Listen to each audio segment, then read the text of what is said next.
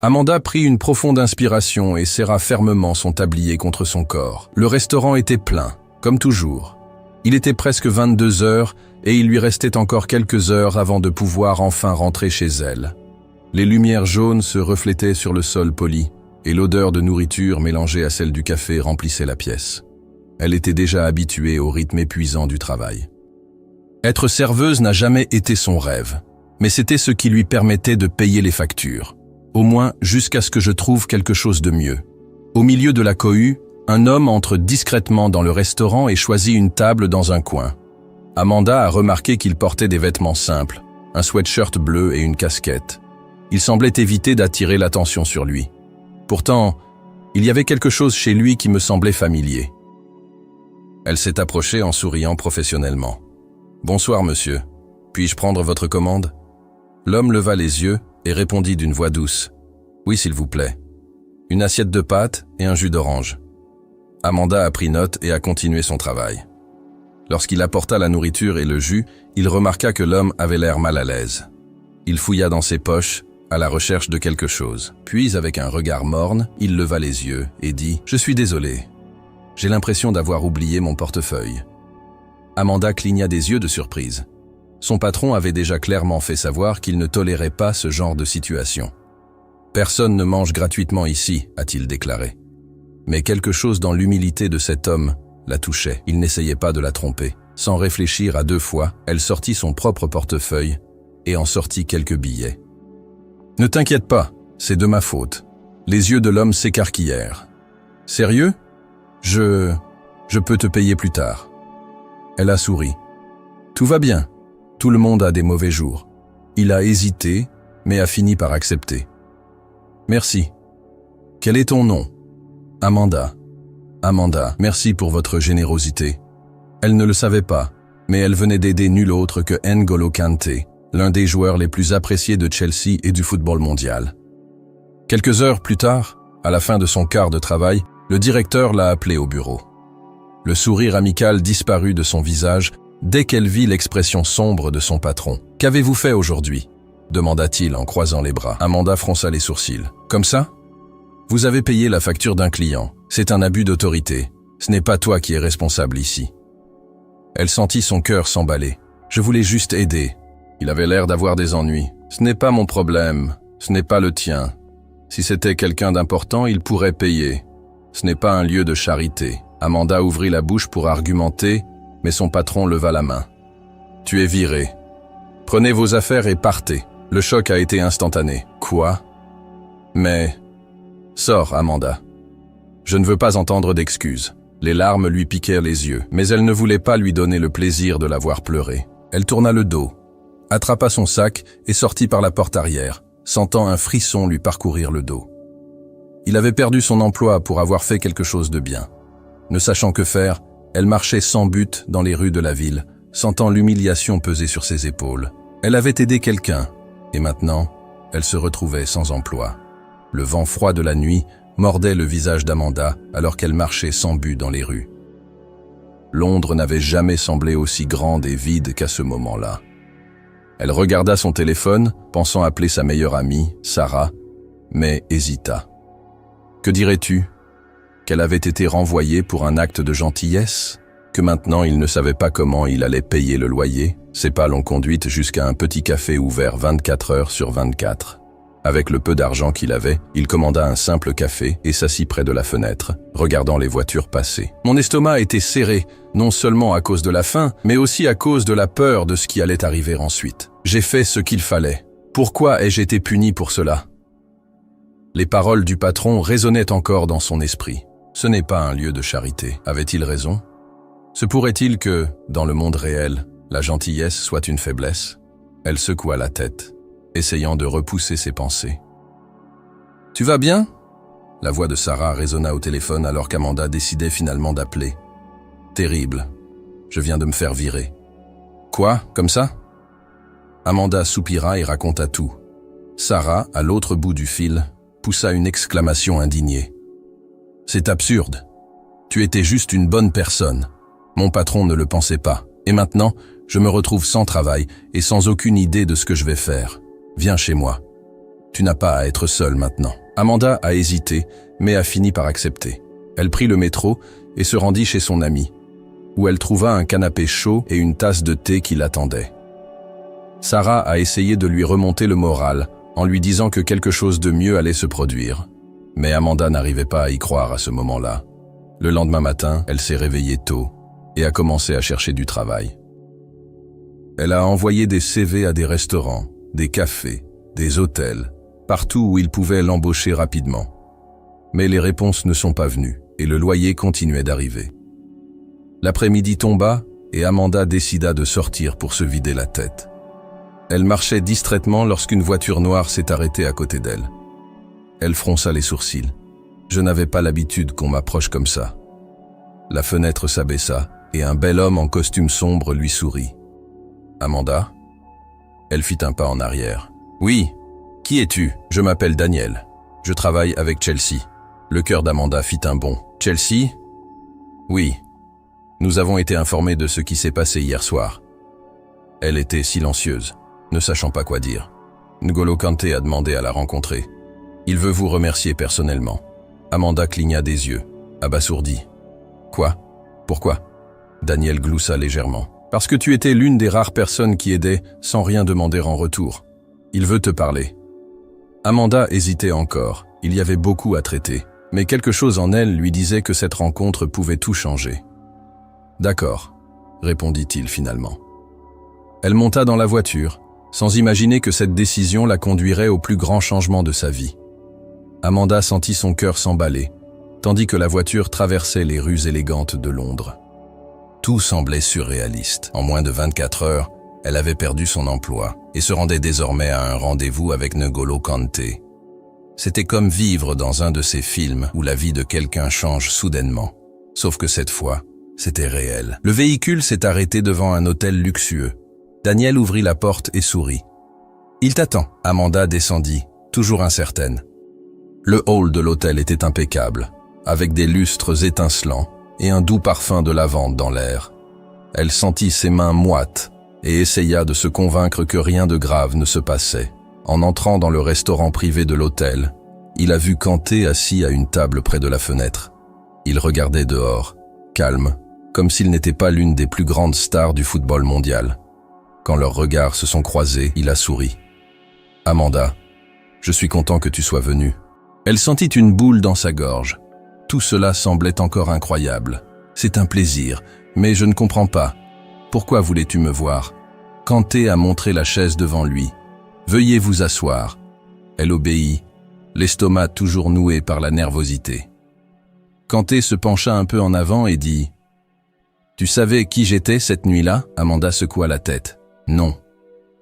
J'ai juste vu quelqu'un qui avait besoin d'aide. » Il sourit, l'air satisfait de la réponse. « C'est le genre de gentillesse dont le monde a davantage besoin. Tu m'as aidé sans savoir qui j'étais, sans rien attendre en retour.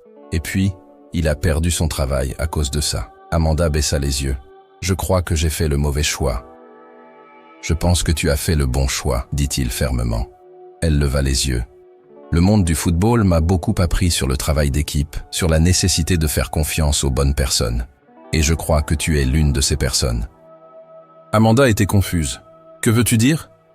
Kanté échangea un regard avec Daniel, resté silencieux jusque-là.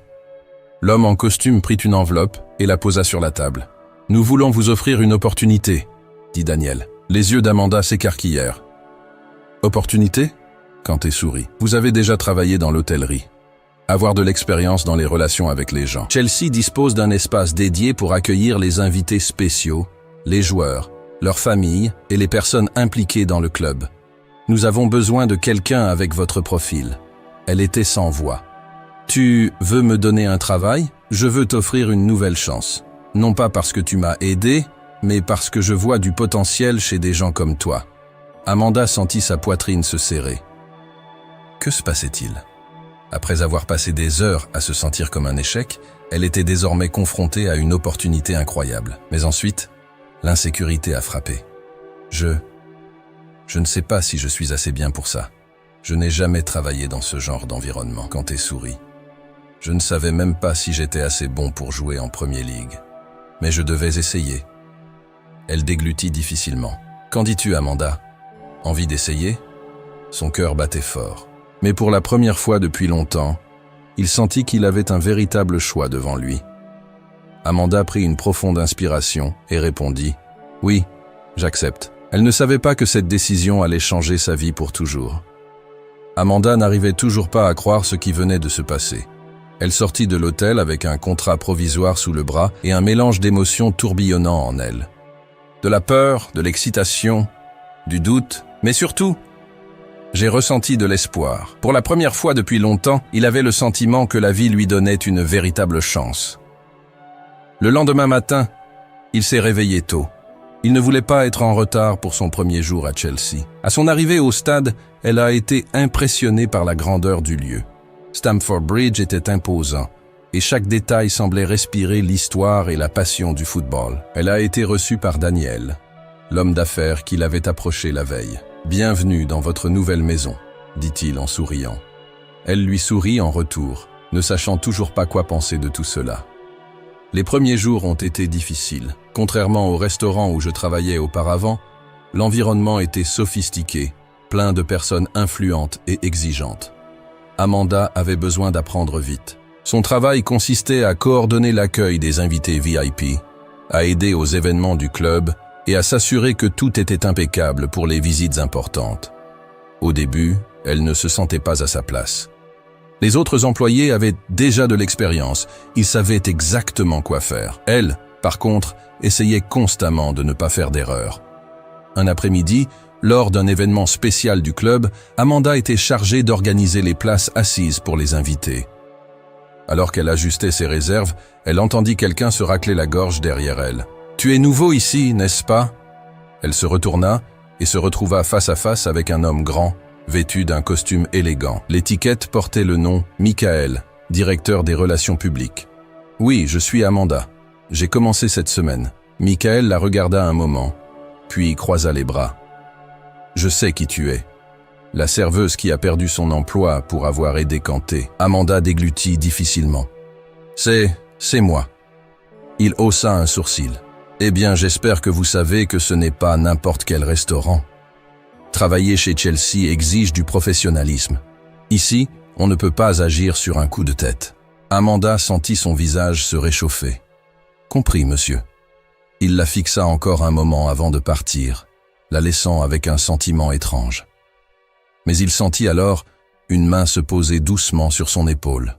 « Ne vous laissez pas abattre. » Elle se retourna et vit Kanté là, souriant calmement. « Il veut juste te tester.